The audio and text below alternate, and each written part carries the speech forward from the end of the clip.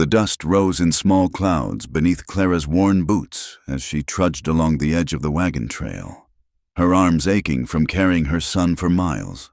Little Thomas, barely 4 years old, had stopped crying hours ago, a silence that frightened her more than any wailing could. His small body felt lighter each day, his cheeks hollow where they once held the sweet roundness of childhood. The Colorado Territory stretched endlessly before them, sagebrush and dried grass painting the landscape in shades of brown and faded green. September had been cruel this year, the rains never coming, leaving the earth cracked and thirsty, just like them. Clara shifted Thomas to her other hip, feeling the sharp bones beneath his thin shirt. 3 days since their last proper meal. A week since she'd knocked on the door of the Wilkins farm, only to have Mrs. Wilkins peer at her through the crack and hiss, "We don't need no widow's curse on our harvest. Get." The words still stung, though Clara understood the fear. Out here, superstition ran as deep as the dried creek beds. A young widow with a starving child, some saw it as bad luck walking. Others saw opportunity of a different kind, the sort that made Clara pull her shawl tighter despite the afternoon heat. She'd tried everywhere in Millbrook, the general store. Don't need no help, the boarding house. Can't have no crying young'uns disturbing the guests. Even the saloon, though stepping through those doors had cost her what little pride remained. The bartender had looked her up and down with calculating eyes before shaking his head. "You're too respectable looking for what the men want, and too desperate for anything else." Thomas stirred against her shoulder, a small whimper escaping his cracked lips. "Shh, baby," Clara whispered, though her own throat was parched. "Mama's going to find us something, I promise." The promise felt like ash in her mouth. She'd made so many promises since James died.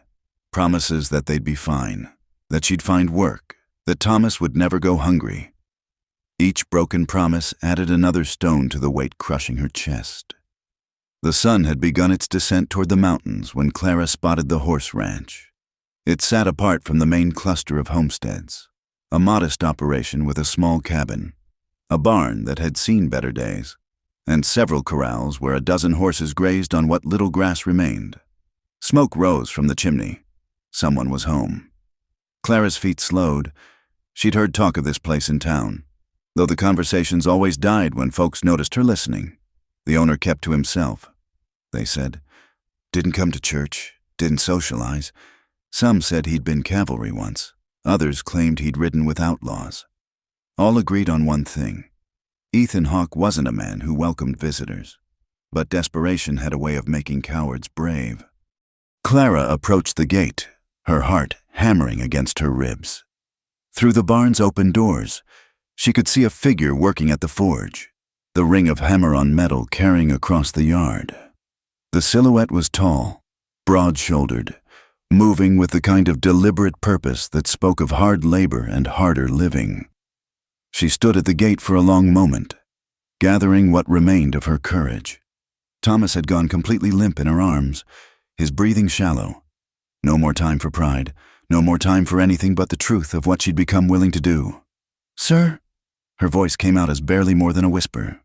She cleared her throat, tried again. "Sir, please, I need to speak with you." The hammering stopped.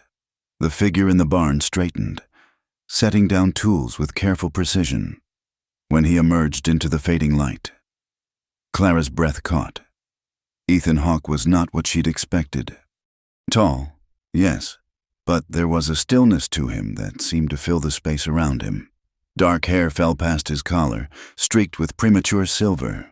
His face was weathered, carved by wind and sun into sharp angles, with a scar running from his left temple to his jaw.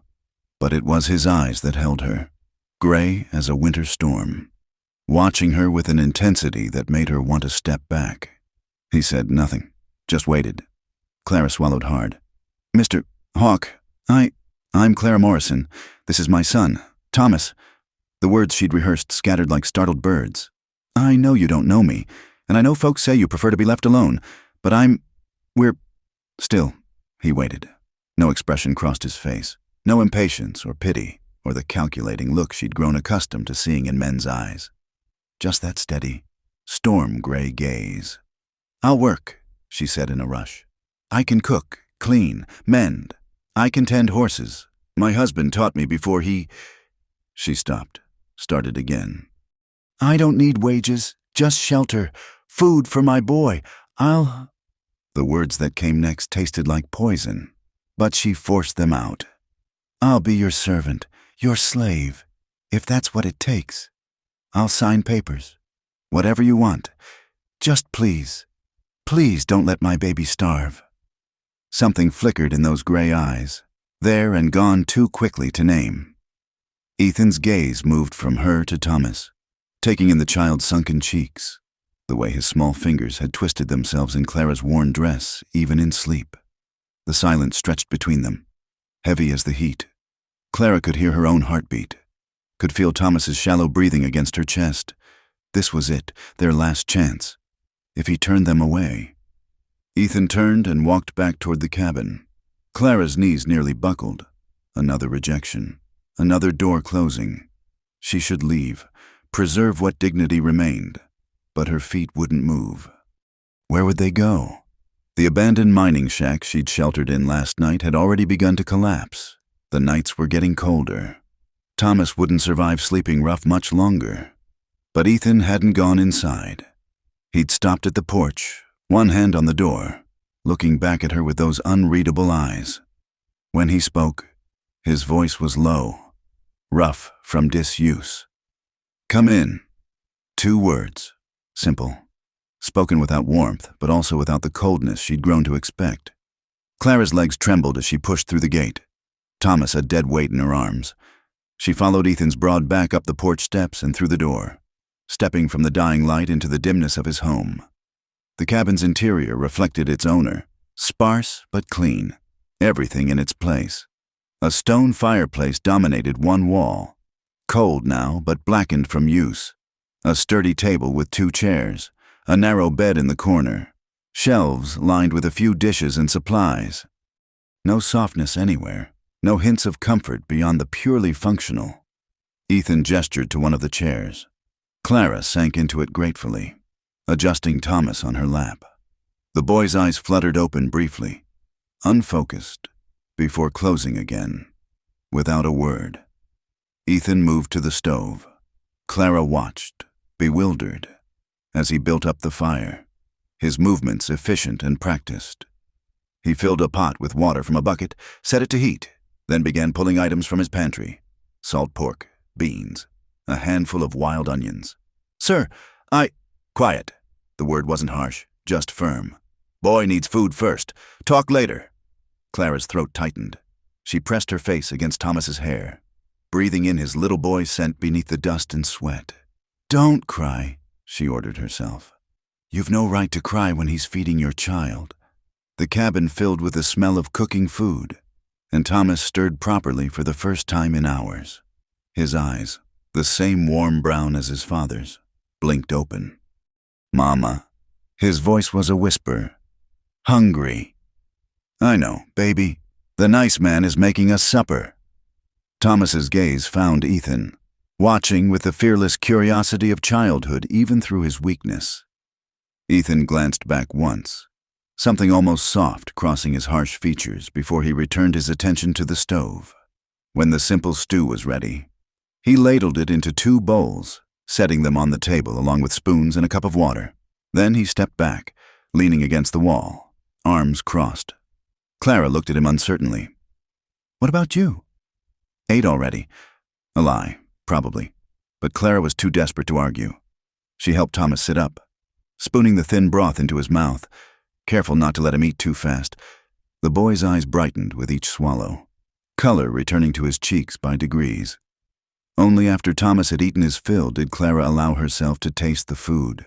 It was simple fare, roughly seasoned, but it might as well have been a feast. She hadn't realized how hungry she was until the first spoonful hit her stomach, warmth spreading through her body like spring after a hard winter.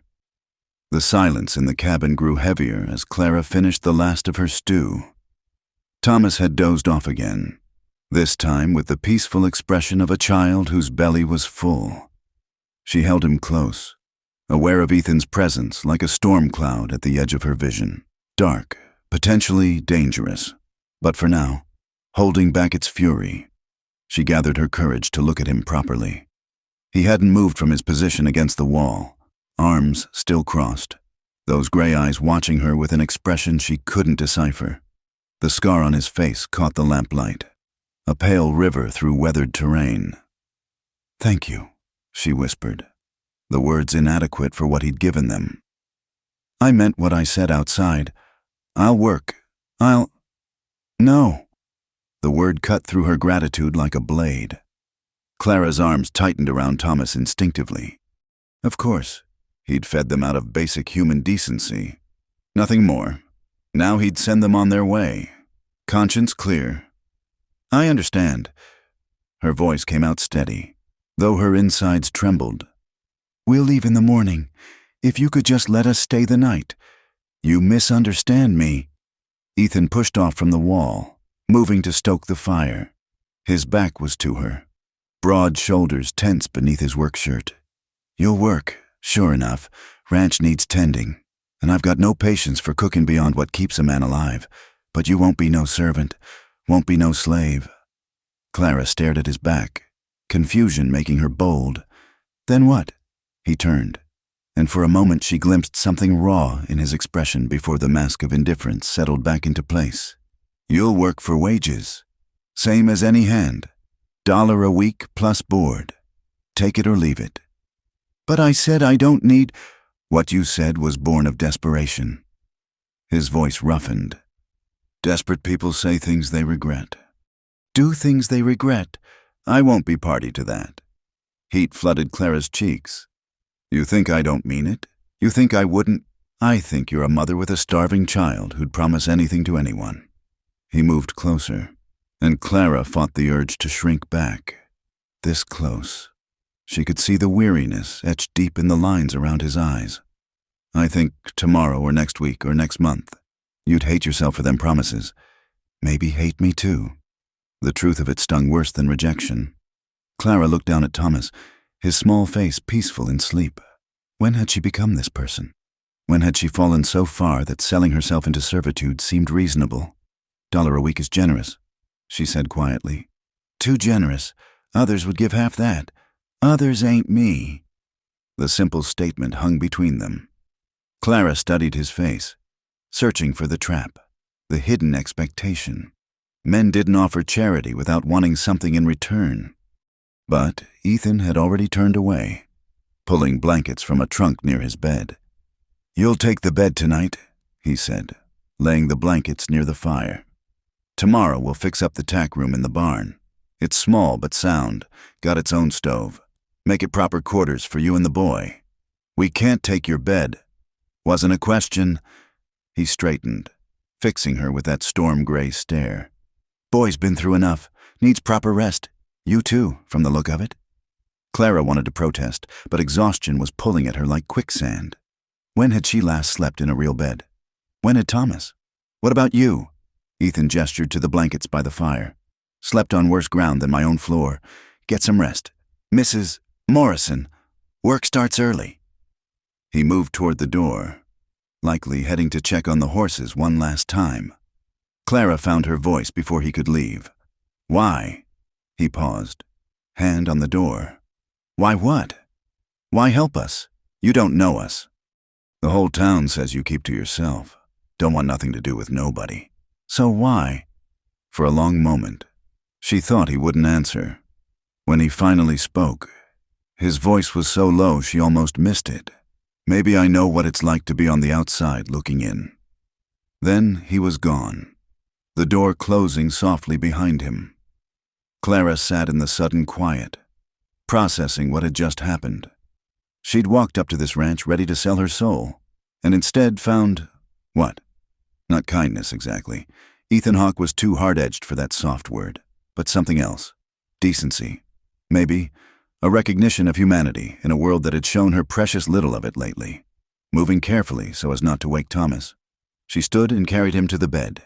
It was narrow but clean, the mattress firm, the single pillow worn but fresh-smelling. She laid Thomas down gently, then sat on the edge to remove her boots. Her feet were swollen, blistered from walking. Tomorrow she'd need to tend them if she was to work properly.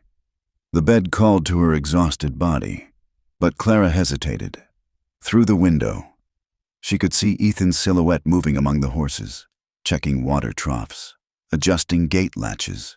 He moved with the same deliberate care he'd shown making their supper, a man who took his responsibilities seriously. She thought of his words. Maybe I know what it's like to be on the outside looking in. What had put that knowledge in his eyes? What had carved those lines of weariness into his face?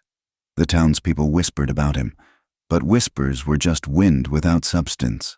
All she knew for certain was that when she'd stood at his gate, ready to beg, he'd offered dignity instead. Clara lay down beside Thomas, pulling him close. The boy curled into her automatically, one small hand fisting in her dress. Safe, fed, warm. For tonight, that was miracle enough. Through the walls, she heard Ethan return, the soft sounds of him settling onto his makeshift bed by the fire. Strange to have a man's presence in the dark again.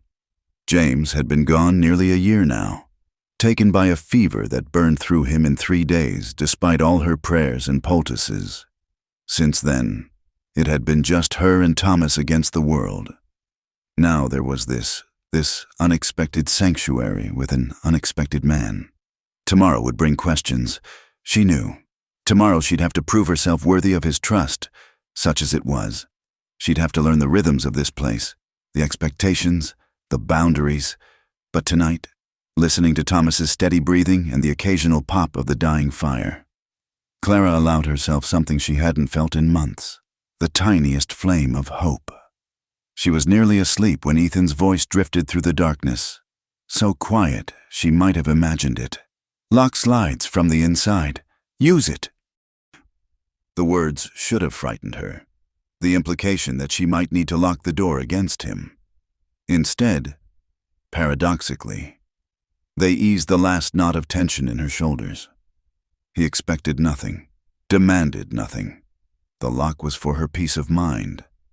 Nothing more. Clara rose quietly and slid the simple wooden bar into place, then returned to bed. Outside, a coyote howled in the distance, that wild, lonely sound that usually made her shiver. Tonight, with solid walls around them and Ethan Hawke standing guard between them and the world, it sounded almost like a lullaby. She pulled Thomas closer and closed her eyes. Tomorrow would come soon enough with all its challenges and uncertainties, but for now, for these few precious hours, they were safe. The last thing she heard before sleep claimed her was the steady sound of Ethan's breathing from the other room, as regular and dependable as the mountains themselves. Standing watch, as she suspected he would do all night. A guardian who asked for nothing in return. In the morning, she'd begin earning this unexpected grace. She'd work harder than she'd ever worked, prove herself worthy of the chance he'd given them. She'd scrub and cook and tend and mend until her hands bled if necessary. But tonight, Clara Morrison allowed herself to simply exist in this moment of reprieve, holding her sleeping son in a borrowed bed while a scarred stranger kept the darkness at bay. It was more than she'd dared hope for. It was enough. The rooster's crow pulled Clara from the deepest sleep she'd had in months. For a moment, disorientation held her, the softness beneath her, the warm weight of Thomas against her side, the unfamiliar play of morning light through a window she didn't recognize. Then memory flooded back. Ethan Hawke's ranch, his unexpected mercy, the promise of work and wages. She sat up carefully, not wanting to wake Thomas. The boy needed every moment of rest his small body could claim. Through the window, she could see the sun had barely cleared the horizon, painting the mountains in shades of rose and gold. The cabin was quiet, too quiet. Clara slipped from the bed, straightening her wrinkled dress as best she could, and moved to peek into the main room. Ethan's blankets were folded neatly by the cold fireplace. No sign of the man himself.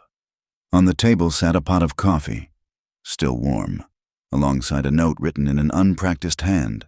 Boy sleeps. Let him. Work starts when you're ready. Barn. Clara poured herself a cup of the bitter brew, stronger than she was used to, but welcome for the warmth it provided. She stood at the window, watching the ranch come alive with morning. Horses moved in the corrals, their breath misting in the cool air. Chickens scratched in the dusty yard. And there, emerging from the barn with a feed bucket, was Ethan. He moved among the horses like he belonged to their world more than the human one, speaking low words she couldn't hear, running weathered hands along their necks. The animals responded to him with obvious trust, following him from trough to trough, nuzzling his shoulders when he paused. This was a different man than the one who'd stood silent and forbidding in the doorway yesterday. This was a man at peace, at least for these morning moments with his horses. A small hand tugged at her skirt. "Mama?" Clara looked down to find Thomas rubbing sleep from his eyes, his hair sticking up in all directions. "Good morning, sweet boy. How do you feel? Hungry?" But he said it with wonder rather than the dull acceptance of recent weeks. "Is there more food?" "I believe so. Let's see what we can find." She found bread in a covered basket, along with a pot of beans from last night and a few eggs. Simple fare, but she could work with it. By the time Ethan returned, she had breakfast waiting, eggs fried in the last of the bacon grease, beans warmed and seasoned with wild onion, bread toasted on the stovetop. He stopped in the doorway, clearly surprised. "You didn't need to." "I did." Clara met his eyes steadily. "You're paying me wages. This is part of what you're paying for." Something that might have been approval flickered across his features. He hung his hat on a peg and took his seat, waiting until she and Thomas were also seated before beginning to eat. The silence that fell wasn't uncomfortable exactly, but Clara felt the weight of it. In her home with James, meals had been full of chatter, plans for the day. Thomas's babbling. This quiet felt like a held breath. "Good eggs," Ethan said finally. "Thank you." Clara helped Thomas with his portion, cutting the egg into small bites. "What work would you have me start with today?" "House needs attention. Haven't had time for proper cleaning in." He paused, calculating. "A while. Then there's mending, got a pile of shirts and such. Garden's gone to seed, but might be salvageable if you've got the knowledge." "I can do all that." Relief flooded through her. These were tasks she knew, skills that poverty hadn't stolen from her. "What about Thomas? I can work better if I know he's safe." Ethan's gaze shifted to the boy, who was watching him with those bright, curious eyes. "Fence around the kitchen garden's sound. He can play there while you work. Stay in sight. Old dog sleeps in the barn. Rex, gentle as they come. Boy might like the company." Thomas perked up. "A dog? If your ma says it's all right." Clara nodded, surprised by his thoughtfulness. Most employers wouldn't care what happened to a worker's child as long as the work got done. "Thank you. He's good with animals. Takes after his ma, then." The words were matter of fact, but Clara caught the implication. He'd noticed how she'd watched him with the horses, recognized something in her observation. After breakfast, Ethan showed her around the property properly. The tack room he'd mentioned was indeed small but sturdy, with its own pot-bellied stove and a window overlooking the corrals, currently full of saddles and equipment. But she could see its potential. "Take today to settle in," he said. "I'll move the tack this evening. I can help. Got a routine with the horses. Best not to disrupt it." His tone brooked no argument. "House first. Everything you need should be in the pantry or thereabouts." He left her then, returning to his horses and the endless work of maintaining a ranch. Clara watched him go, then squared her shoulders and set to work. The cabin told its story in dust and neglect. Not dirty exactly. Ethan kept things orderly, but with the film of disuse that spoke of a man who did the minimum necessary for survival. She started with the windows, washing away months of grime until light poured through clear glass. Thomas played at her feet with spoons and an old pot, making up stories about cowboys and horses. As she worked, Clara found herself piecing together more of Ethan Hawke's story through the artifacts of his life. A cavalry sword mounted above the fireplace, its blade nicked from use, books on a high shelf, mostly about horses and their care, but poetry too, Byron, Wordsworth, a daguerreotype tucked behind the coffee tin, showing a younger Ethan in uniform beside a woman with kind eyes and a gentle smile. Sister? Wife? The woman's fate seemed written in the dust that had gathered on the frame. By midday, the cabin gleamed. Clara had swept and mopped, beaten the rag rugs outside, polished the few pieces of furniture until they shone. She'd reorganized the pantry, taking stock of supplies, and set beans to soak for supper. The pile of mending waited in a basket by the fire, work for evening when the light grew too dim for other tasks. She found Ethan at the water pump, washing the dust from his face and hands. He looked around the transformed cabin with something like wonder. Haven't seen it look like this since... He stopped, jaw tightening. Since? Clara prompted gently. Long time. He moved past her to pour fresh water from the bucket, his shoulders tense. You've done good work. There's more to do, the garden especially. Might could save some of the root vegetables if we work quick. And I noticed the chicken coop needs repairs before winter. He turned to study her, that penetrating gaze making her want to fidget. You planning on staying then? The question surprised her. If you'll have us. You offered wages and work. I intend to earn both. Some would say $1 a week plus board is charity. Some would be wrong. Clara lifted her chin. I know what my work is worth. Mr. Hawke, do you? For the first time since she'd met him, Ethan Hawke almost smiled. It was just a slight lifting of one corner of his mouth, but it transformed his harsh features entirely. Reckon I'm starting to... That night, after Thomas was asleep on a pallet by the fire and the mending was started, Clara found herself across from Ethan at the table, sharing coffee in the comfortable silence of two people who'd worked hard all day. The cabin felt different now, still sparse, still a bachelor's domain, but warmer somehow, lived in rather than just existed in. Can I ask you something? Clara ventured. He nodded, wary. Why live out here alone? You've got skill with horses? Could make better money in town, working for one of the big stables. Ethan was quiet so long she thought he wouldn't answer. When he finally spoke, his voice carried the weight of old pain. Town's got too many people, many. Too many questions, too many folks who remember things best forgotten. The war? Among other things. He stood abruptly, moving to bank the fire. Best get some rest. Tomorrow I'll teach you about the horses. If you're willing, some are gentle, some ain't. Need to know which is which if you're staying. It was a dismissal, but not an unkind one.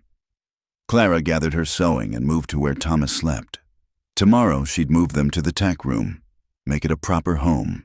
Tomorrow she'd learn about horses and add that to her growing list of duties. Tomorrow she'd continue earning this strange new life they'd stumbled into. But tonight, watching Ethan check the locks and windows with the same careful attention he gave everything, Clara allowed herself to believe they might have found more than just shelter. They might have found a place to belong. The days settled into a rhythm as natural as breathing. Clara rose before dawn to start the coffee and breakfast. Ethan tended the horses, and Thomas played in the garden with Rex, the old dog who'd adopted the boy as surely as the boy had adopted him. The tack room had transformed into cozy quarters under Clara's careful hands. She'd sewn curtains from flour sacks, built shelves from spare boards, and created a home from what others might see as a storage shed. 2 weeks passed this way, each day strengthening the delicate trust between them. Ethan taught her to approach the gentler horses, showing her how to read their moods in the set of their ears, the tension in their necks. Clara discovered she had a natural way with them, the same careful patience that served her with Thomas translating well to skittish animals. It was a Tuesday morning when the peace shattered. Clara was hanging the wash on the line, Thomas helping by handing her clothespins, when she heard horses approaching. Not the steady clop of a single rider, but several horses moving with purpose. Her hand stilled on Ethan's wet shirt, a chill running down her spine despite the warm sun. 3 men rounded the bend in the trail, and Clara's blood turned to ice. She knew the man in front. Everyone in 3 counties knew Samuel Mason. He ran the saloon in town, but that was just the respectable face of his operations. Everyone knew about the back rooms, the loans that crushed desperate families, the way girls who owed him money sometimes disappeared. Mason's pale eyes found her immediately, and his thin lips curved in a smile that made her skin crawl. Well, Mrs. Morrison, I'd heard tell you'd found yourself a position." Clara pushed Thomas behind her instinctively. "Mr. Mason, now, that's hardly friendly." Mason dismounted, his 2 companions, rough men with harder eyes, staying on their horses. "After all, your late husband and I were business associates. James is gone." Her voice came out steadier than she felt. "Any business you had died with him. See, that's where you're wrong." Mason pulled a folded paper from his vest. "Says right here that James Morrison owed me $300. Borrowed it last spring for seed and supplies. Due in full come harvest, which, as I recall, was last month." Clara's knees weakened. $300. It might as well have been 3,000. I knew nothing about this. Ignorance ain't absolution, Mrs. Morrison. Debt passes to the widow. That's the law." His eyes traveled over her in a way that made her want to scrub her skin raw. "Course, there are ways to work off such debts. My establishment always needs willing workers." "Mama?" Thomas's small voice behind her nearly broke her composure. "Go inside. Thomas, now." "But Mama, now." The boy ran for the cabin, and Clara was grateful Ethan had ridden to town for supplies. She couldn't bear for Thomas to see this, and Ethan. She didn't want him drawn into her troubles. "Smart boy," Mason observed. "Be a shame if something happened to him. Lot of accidents can befall a child out here. Why, just last month, the Hendricks boy fell down an old mine shaft. Terrible tragedy." The threat was clear as mountain water. Clara's hands fisted in her apron. "What do you want?" "What's owed me, one way or another." He stepped closer, and Clara forced herself not to retreat. "I'm a reasonable man. Come work for me, and we'll call it square in. 2 years, maybe less if you're accommodating. I have employment here." Mason laughed, an ugly sound. "With a hermit? What's he paying you? $1 a week? At that rate, you'll be an old woman before the debt's clear. Besides..." He leaned in close enough that she could smell the tobacco on his breath. "Man like Hawk, living alone all these years. What's he really keeping you for? Least at my place. You'd be honest about it. Step back." The voice came from behind Clara, low and deadly as a rattlesnake's warning. She turned to find Ethan standing 10 feet away, having approached silent as smoke. His hand rested casual-like on his hip, inches from the Colt she'd noticed he always wore. Mason straightened, his smile faltering for just a moment before returning full force. "Hawk, didn't hear you ride up. Asked you to step back." Mason raised his hands in mock surrender, taking a single step away from Clara. "Just conducting business with Mrs. Morrison. Nothing that concerns you. Lady works for me. That makes it my concern. Does it now?" Mason's eyes glittered with malice. "Funny thing, you taking such an interest. Must be getting lonely out here." "Can't say I blame you. She's a pretty little thing, even worn down as she is." Ethan moved then, not fast but inevitable as an avalanche, placing himself between Clara and Mason. "State your business and go." Mason held out the paper. "James Morrison owed me $300. Legal debt, witnessed and signed. I'm here to collect." Ethan took the paper, studied it. Clara watched his jaw tighten as he read. "This legitimate? You calling me a liar? Wouldn't be the first time." Ethan handed the paper back. "But the signature looks real enough." Clara's heart sank. She'd hoped against hope it was some forgery, some trick, but she recognized James's scrawl. Remembered now his optimism last spring, his certainty that this harvest would be different. "Tell you what," Mason said, addressing Ethan now like Clara wasn't even there. "You seem attached to your new help. I'm willing to make a deal. You pay the debt, she stays here. Everybody's happy. I can't ask, Clara started. Weren't talking to you. Mason cut her off. Well, Hawk, $300. Small price for keeping your woman close. The words hung in the air like a challenge. Clara saw Ethan's hand twitch toward his gun, saw the moment when violence balanced on a knife's edge. Then, deliberately, he relaxed. She ain't my woman. She's my employee. And she'll work off the debt here. $1 a week going to you until it's clear. Mason laughed outright. $300 at $1 a week? That's near 6 years. Hawk, you really think I'm that patient? You'll take it or nothing. Ethan's voice carried the kind of certainty that came from absolute willingness to back up his words. Legal debt gets legal payment. $1 a week is what she earns. $1 a week is what you get. And if I don't accept those terms, then we got a problem. The two men stared at each other, and Clara realized she was watching more than a dispute over money. This was something older, deeper. These men knew each other, had history written in the tension crackling between them. Finally, Mason smiled, cold as winter wind. Fine, $1 a week. But miss one payment, just one, and I collect the full debt immediately. My way. His eyes found Clara again. Be seeing you, Mrs. Morrison, regular-like, to collect my money. He mounted his horse with practiced ease, but paused before riding off.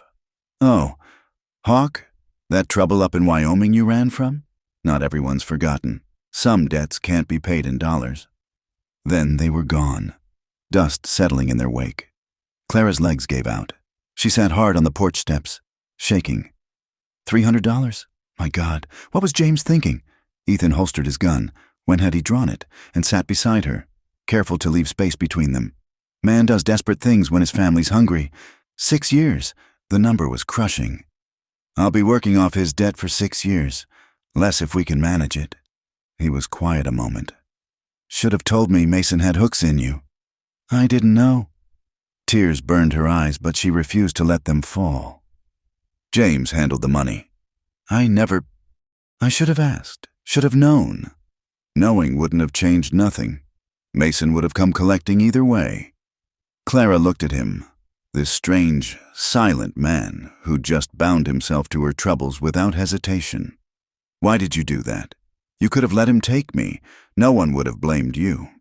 Ethan stood, dusting off his pants. Told you first night.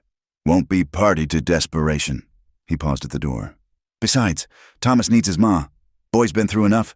As if summoned, Thomas appeared in the doorway, Rex at his heels. Mama, is the bad man gone? Yes, sweetheart, he's gone. Thomas ran to her, throwing his small arms around her neck, over his head. Clara met Ethan's eyes. There was something there she couldn't quite read, not pity, not desire, but something fiercer, protection. Maybe the kind of loyalty she'd thought died with James. Thank you, she whispered. He nodded once and disappeared inside, leaving her to hold her son and wonder how a single act of kindness had become something so much more. 6 years was a long time, long enough for trust to grow into something else. If she let it, if either of them dared. The following weeks brought a new tension to the ranch. Every Friday, regular as clockwork, one of Mason's men would appear to collect the dollar payment.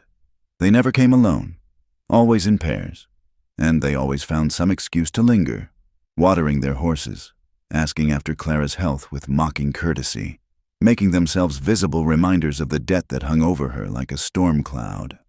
Ethan had taken to being conveniently present during these collections, cleaning his rifle on the porch or working the nearest corral.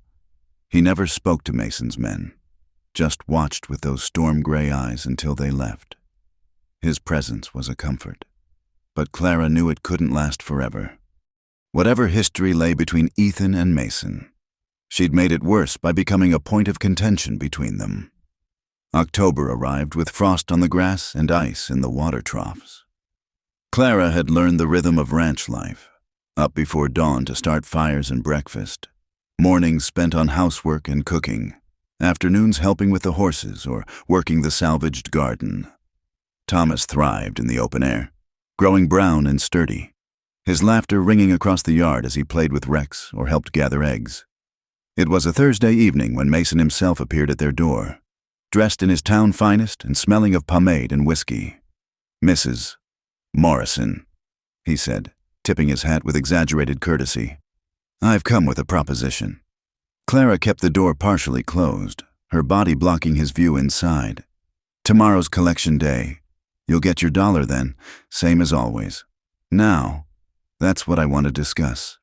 His smile was all teeth. "I'm hosting a gathering tomorrow night. All the finest citizens of the county. I find myself in need of additional help. Serving drinks, keeping the gentlemen happy, one night's work, and I'll forgive a full month of the debt." A month. $4 erased for one night's work. Clara's heart leaped even as her stomach turned. She knew what kind of help Mason really wanted, what keeping the gentlemen happy truly meant. "I have obligations here," she said carefully. "Surely Hawk can spare you for one evening, unless—" Mason leaned against the doorframe, his voice dropping to an insinuation. "He's grown so attached he can't bear to let you out of his sight. People in town are starting to talk, you know, widow woman living with a bachelor. Even with the boy as chaperone, tongues wag. Let them wag." Ethan's voice came from behind her, and Clara felt him approach, solid and warm at her back. "Evening. Mason. Hawk." The temperature seemed to drop 10 degrees. "I was just offering Mrs. Morrison an opportunity to expedite her debt repayment." "Heard you." Ethan's hand came to rest on the doorframe above Clara's head, not touching her but claiming space. "Answer's no. I believe the lady can speak for herself. Believe she already did." Mason's affable mask slipped, revealing the cruel calculation beneath. "You know, Hawk, I've been patient, but patience has limits. There are other ways to collect debts. Legal ways. Sheriff owes me more favors than you'd guess." "That a threat?" "An observation." Mason straightened his coat. "The offer stands. Mrs. Morrison. One night, 4 weeks credit. Think about your boy. How much easier life would be with this burden lifted sooner." He left then, whistling as he mounted his horse. Clara sagged against the door, feeling Ethan's presence behind her like a wall holding her up. "I should consider it," she said quietly. 4 weeks. No. She turned to face him, frustrated. "You don't understand. Every $1 I pay him is a $1 I can't save for Thomas, for his future. If one night would, you know what he wants." Ethan's jaw was tight, a muscle jumping beneath the scarred skin. "You walk into that gathering, you won't walk out the same. Maybe that's my choice to make. Maybe it is." He stepped back, giving her space. "But you're worth more than what he'd make you. Thomas knows it. You should too." He walked away before she could respond, leaving her standing in the doorway with tears burning her eyes. Worth more. When was the last time anyone had said such a thing to her? James had loved her. Yes, but love and worth weren't always the same thing. These past months had taught her that. Later that night, after Thomas was asleep, Clara found Ethan sitting on the porch, whittling by moonlight. She wrapped a shawl around her shoulders and joined him, sitting on the other end of the step. "I'm not going," she said, "to Mason's gathering." "Good." They sat in silence, listening to the night sounds. Crickets, the distant howl of coyotes, the snort and shuffle of horses in the corral. Finally, Clara gathered her courage. "What happened in Wyoming?" Ethan's hand stilled on the wood. That what Mason meant? Among other things. For a long moment, she thought he wouldn't answer. When he spoke, his voice was flat, emotionless. "There was a woman, Margaret, Mason's cousin, though she was nothing like him. Sweet, gentle, too good for a rough bastard like me, but she didn't see it that way." Clara waited, sensing the weight of the story. "We were engaged. I was working for her father, breaking horses. Good life, simple." He resumed whittling, sharp controlled strokes. Mason came to visit, took a liking to Margaret. She wasn't interested. He didn't accept that well. The wood curled away beneath his knife, revealing something smoother beneath. One night, ranch caught fire. Margaret was trapped in the house. I got her out, but he touched his scarred face absently. She didn't make it. Burns were too bad. Oh, Ethan? The words came out as barely a whisper. Mason had alibis. Half the town ready to swear he was playing cards when the fire started. But I knew, he knew I knew. His laugh was bitter. Can't prove what everyone knows but won't say. So I left. Came here. Been here since. Now she understood the tension between the men, the weight of old ghosts in every interaction. I'm sorry. Long time ago. But his voice said otherwise. Point is, Mason takes what he wants. Always has. Won't let him take you too. The fierce protectiveness in his voice made something flutter in Clara's chest. I'm not Margaret. No. He looked at her then. Really looked at her. And Clara felt seen in a way that was both thrilling and terrifying. You're not. The moment stretched between them, full of possibility and impossibility in equal measure. Then Thomas cried out in his sleep, breaking the spell, and Clara rose to tend him. Clara, she paused at the door. That $1 a week, we'll find ways to add to it. Extra work, things to sell. Won't take 6 years. I promise you that. She nodded, not trusting her voice, and went inside. Through the window, she watched him return to his whittling, steady and patient as always. Worth more, he'd said, sitting in the dark, soothing her restless son. Clara began to believe he might be right. The next evening, when Mason's gathering was in full swing in town, Clara made a special dinner with the last of the preserved peaches. Thomas chattered about his day. Ethan listened with quiet attention, and not once did any of them mention the music and laughter drifting on the wind from town. Some choices, Clara realized, weren't really choices at all. They were just different ways of surviving. And here, in this simple cabin with these two souls who asked nothing but her presence, she was finally learning the difference between surviving and living. Mason could keep his gatherings, his 4-week promises, his veiled threats. She had work to do, a son to raise, and a quiet man's faith to justify. That was worth more than all the shortcuts in the world. November brought the first real snow, transforming the ranch into something from a fairy tale. Thomas had never seen such snow in his young life, and his wonder at the white blanket covering everything made even Ethan smile. Clara watched from the kitchen window as the man taught her son to make snowballs, their laughter carrying across the crisp air.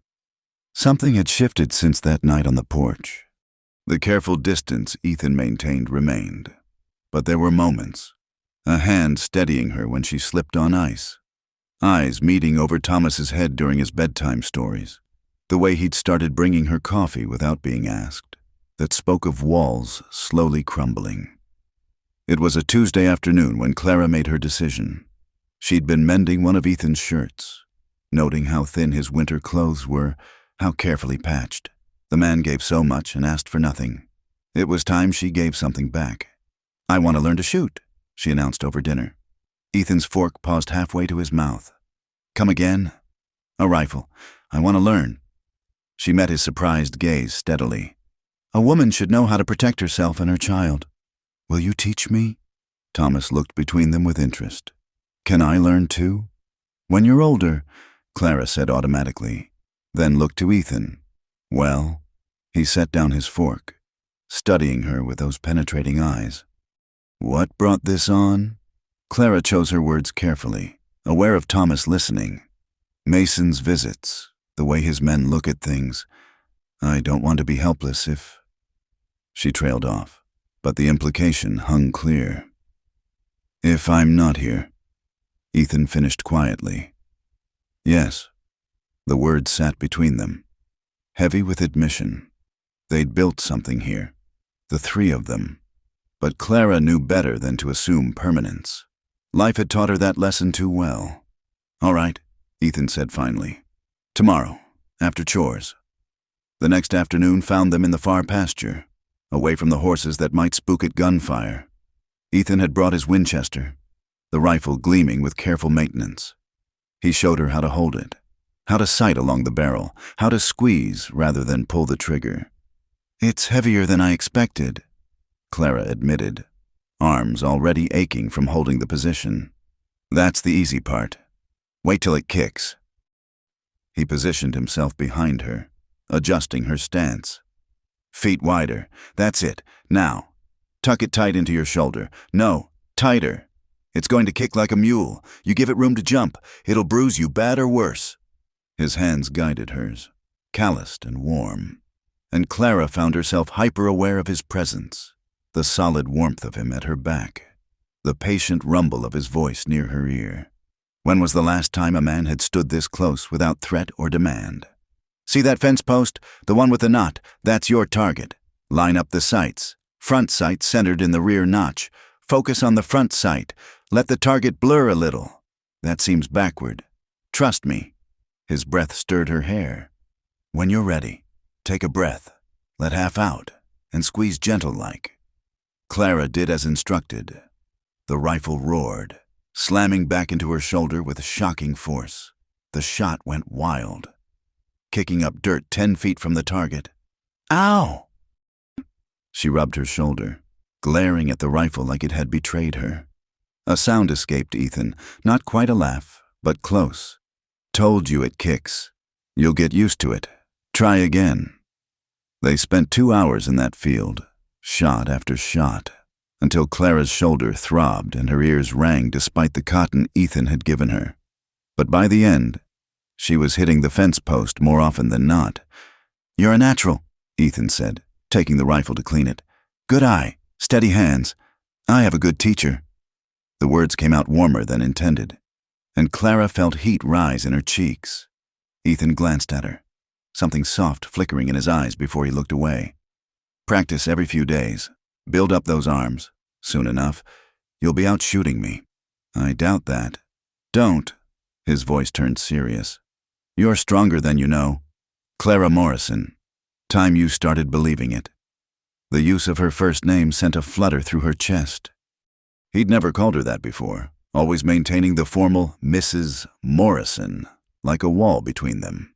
They walked back toward the ranch in comfortable silence, Thomas running to meet them with Rex at his heels. The boy was full of questions about the gunshots, whether Mama had hit anything. Could he watch next time?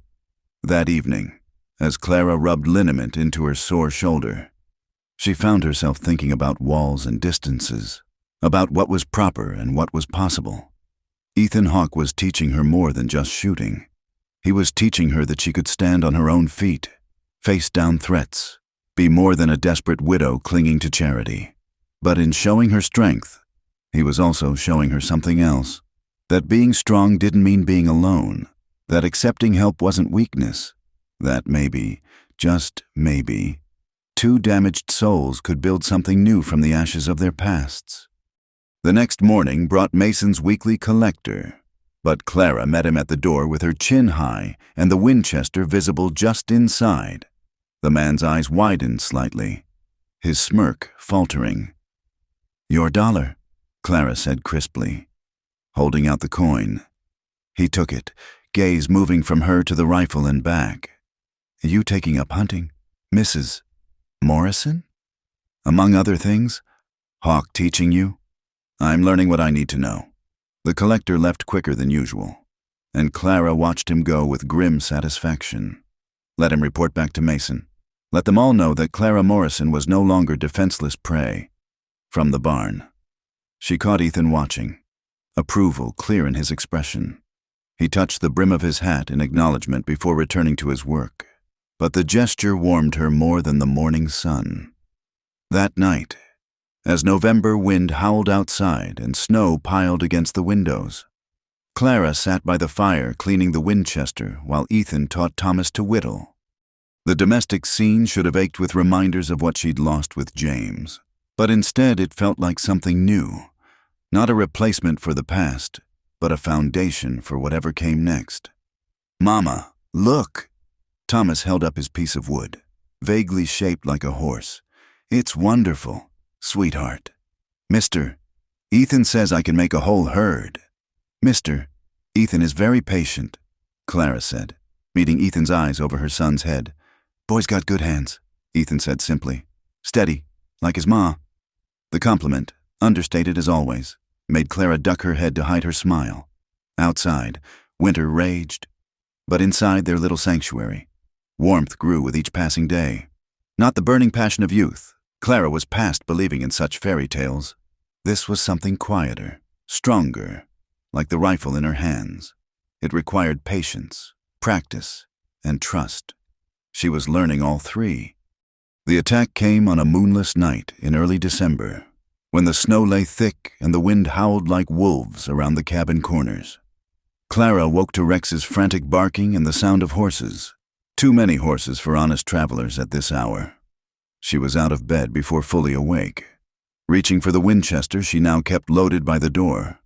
Through the frosted window, she could see torches moving in the yard, casting dancing shadows across the snow. Her heart hammered as she counted 6 men, maybe 7, Mason at their head, his pale face ghoulish in the firelight. Thomas, she hissed, shaking her son awake. Get under the bed, now! Don't come out no matter what you hear. Mama, now! The boy scrambled to obey, Rex crawling under with him. Clara checked the rifle's load with trembling fingers. Where was Ethan? His cabin was dark, no smoke from the chimney. He'd gone to check the horses before bed. Had they caught him in the barn? Mrs. Morrison! Mason's voice carried clear through the winter air. Come out and let's discuss your situation like civilized people. Clara moved to the window. Staying low, they'd spread out in a half circle facing both cabins, cutting off escape routes. Smart. Mason hadn't gotten where he was by being careless. Nothing to discuss, she called back. You'll get your dollar come Friday, same as always. See, that's where things have changed. Mason dismounted, supremely confident. Your protector's tied up in the barn, quite literally, and I've grown tired of waiting for my money in weekly increments. Clara's blood ran cold. Ethan, they had Ethan. What do you want? What I've always wanted, you, tonight. Clear the debt entire. And Hawk goes free. Everyone wins. And if I refuse? Mason's smile was visible even in the darkness. Barn's awful dry this time of year. All that hay, one drop torch. He let the threat hang. Course, we'd let the horses out first. I'm not a monster. But Hawk, well, accidents happen. Clara's mind raced. 7 men, all armed. She had 1 rifle and a handful of bullets. Even if she was lucky enough to take down a few, the others would overwhelm her. And Thomas was here, vulnerable. But Ethan was in that barn, the man who'd given them sanctuary, who'd stood between her and Mason's threats, who'd taught her she was worth more than what men like Mason wanted to make her. I need time to dress, she called. 5 minutes, then we come in. Clara flew into action. She pulled on her heaviest dress, layering James's old coat over it. The pockets she filled with ammunition, then, hands shaking, she knelt by the bed. Thomas, listen to me. No matter what happens, you stay hidden. If things go bad, you run to town, find the sheriff, tell him everything. Promise me. Mama, no! Tears streaked his face. Don't go! Promise me! I promise! He sobbed. Clara kissed his forehead, memorizing the feel of his soft hair, the little boy's smell of him. Then she took up the rifle and stepped into the night. The cold hit like a physical blow. Mason's men had formed a gauntlet between her and the barn, torches casting hellish light across their faces. She recognized some from their weekly collections, others from town, men who'd tipped their hats to her on the street, now here to watch her degradation.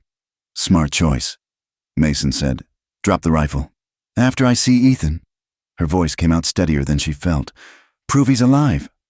Mason nodded to one of his men, who opened the barn door.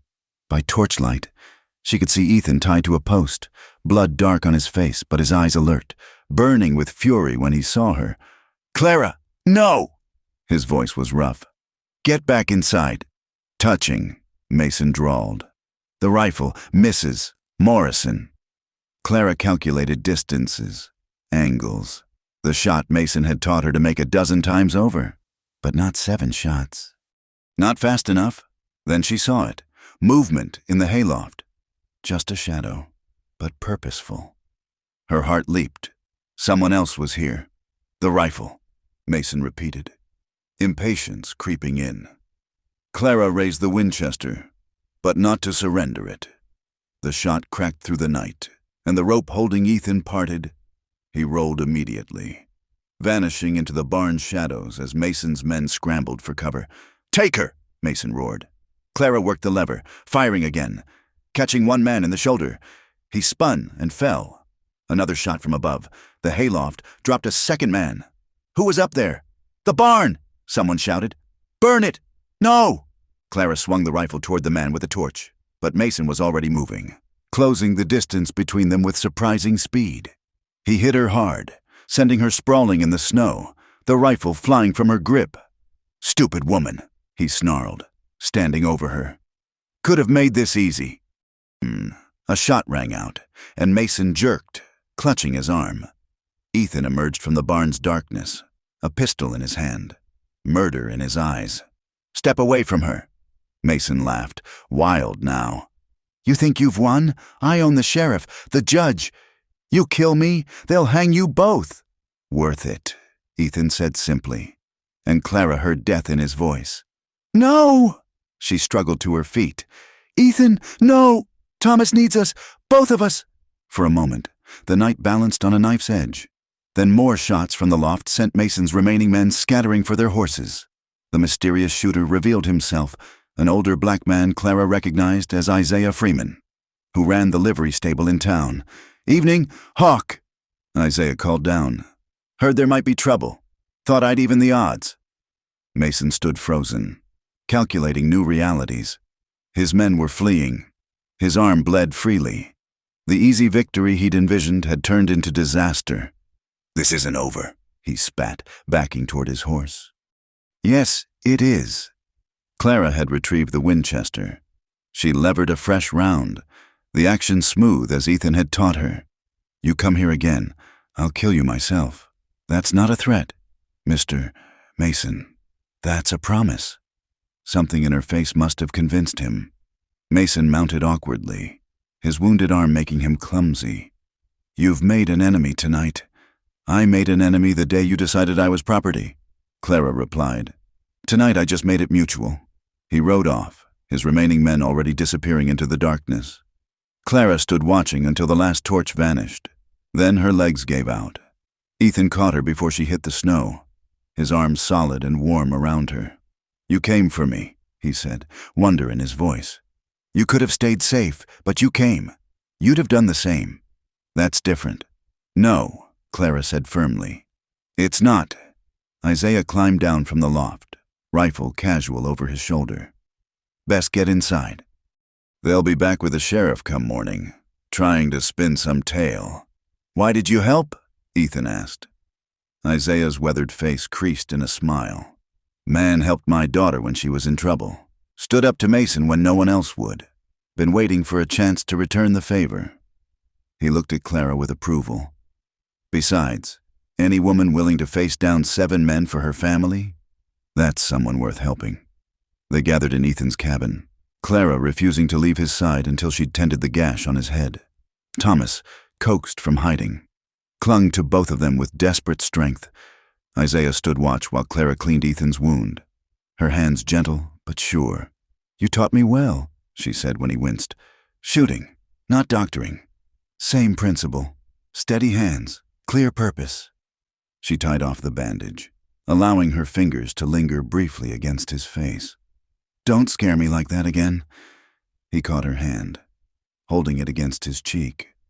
"Clara, A shout from outside interrupted.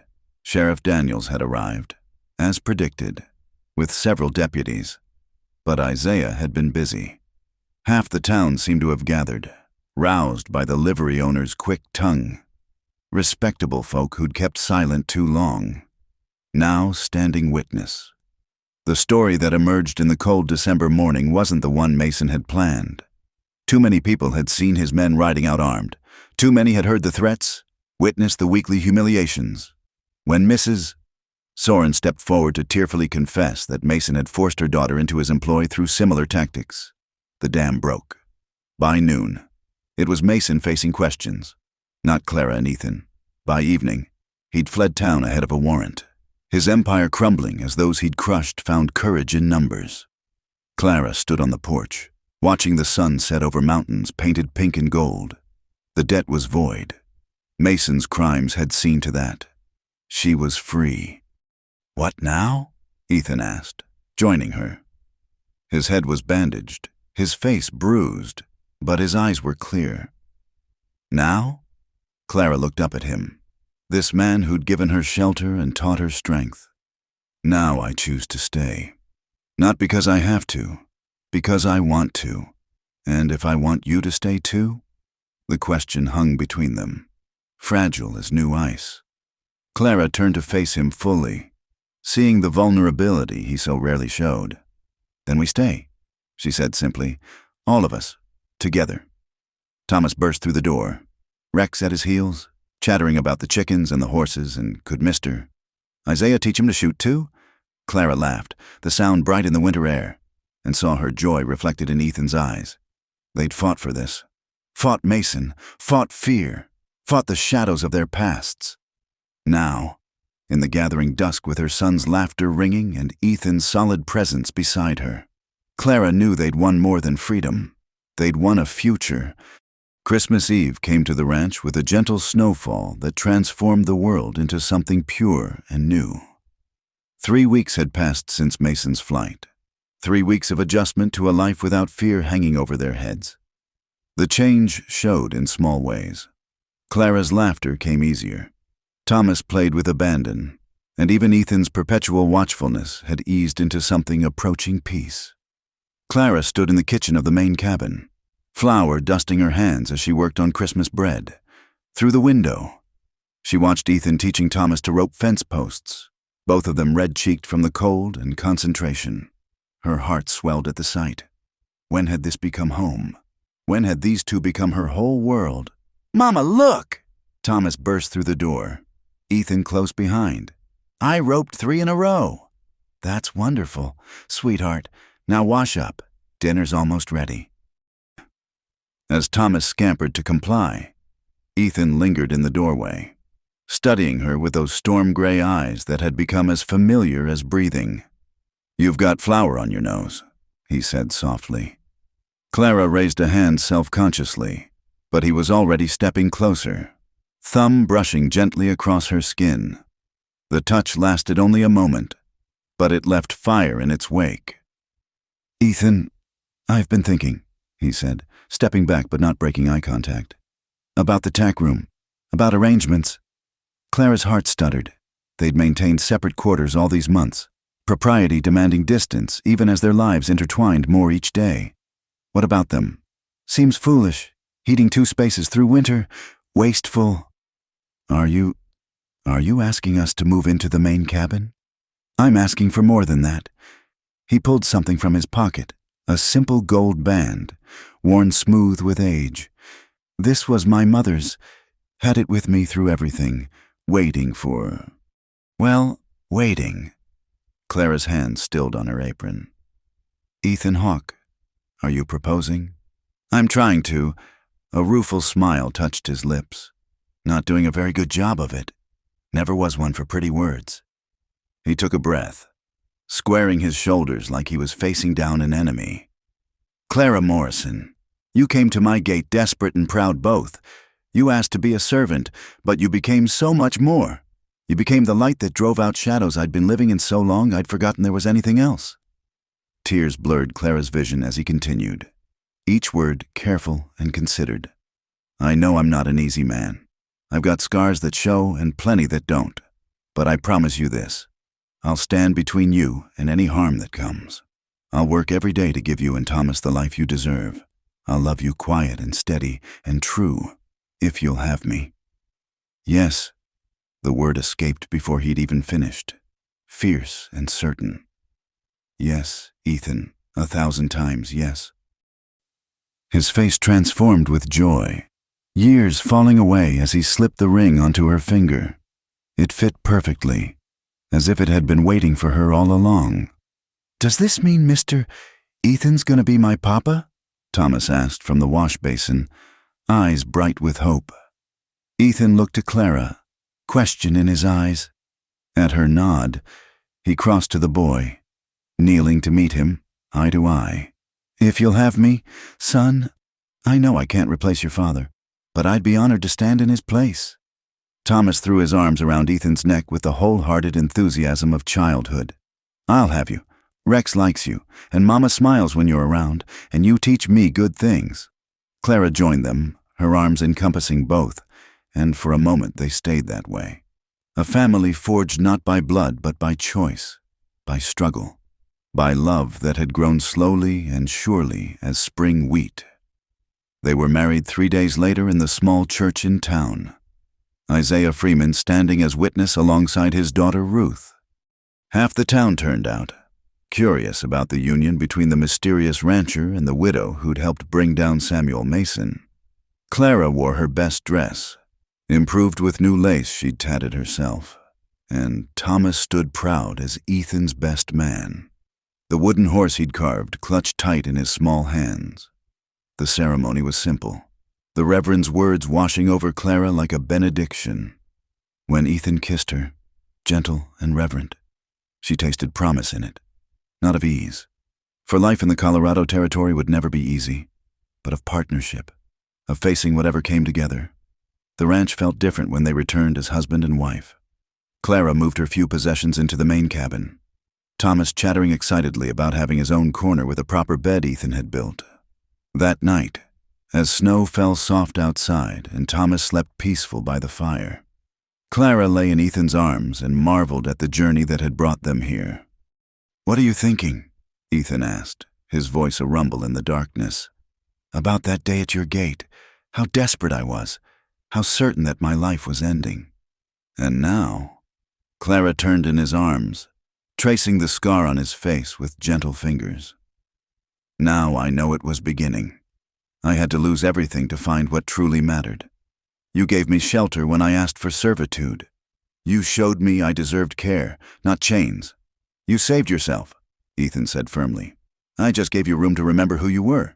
"We saved each other," Clara corrected. "That's what partners do." Spring came early that year, melting the snow and bringing green to the valleys. Clara planted a proper garden while Ethan expanded the horse operation, adding new bloodstock with the money they'd saved through winter. Thomas grew like a weed, brown and sturdy, equally at home on horseback or helping his mother with chores. On a warm May morning, Clara stood at the same gate where she'd first begged for mercy, but now she was watching Ethan return from town with supplies. He swung down from his horse, crossing to her with the same purposeful stride she'd first seen all those months ago. "Good trip?" she asked, accepting his kiss of greeting. "Productive. Got news too." He glanced around, making sure Thomas was out of earshot. "Mason's dead. Tried to set up his operation in California, but seems the folks there liked his ways even less than we did. Man he tried to pressure had a faster gun."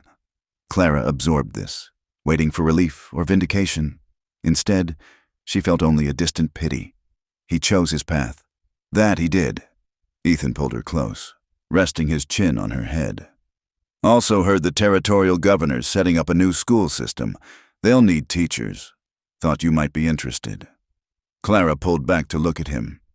"You'd support that? Me teaching? Woman who taught herself to outshoot half the territory, who brought down a crime boss with nothing but courage and a Winchester? Think you could handle a classroom of youngsters just fine." Joy bloomed in Clara's chest. Teaching, sharing knowledge, shaping young minds.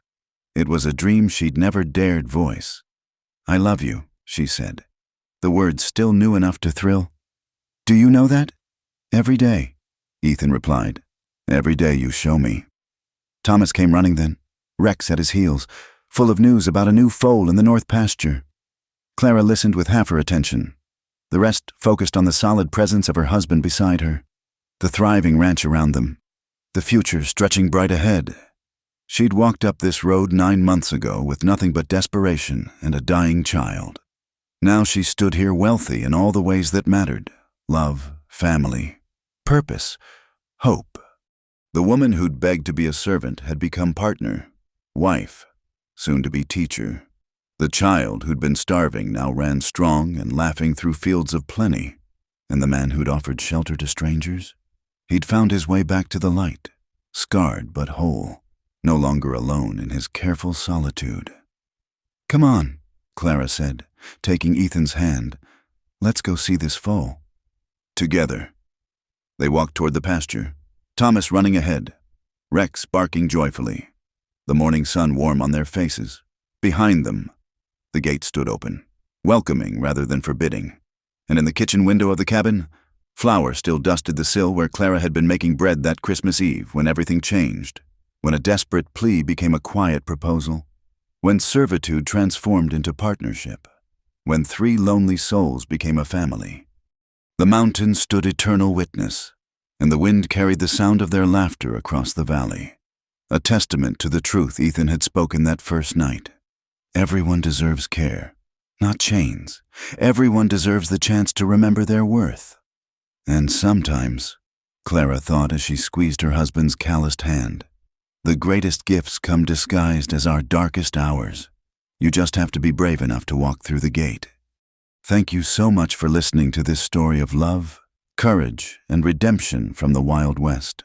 I hope Clara and Ethan's journey touched your heart as much as it touched mine. I'd love to know where in the world you're listening from. Please share in the comments below so we can connect across the miles. Don't forget to subscribe to From Wild West channel for more tales of frontier romance and courage. What did you think of Clara's transformation from desperate widow to empowered woman? Share your thoughts below. I read every comment.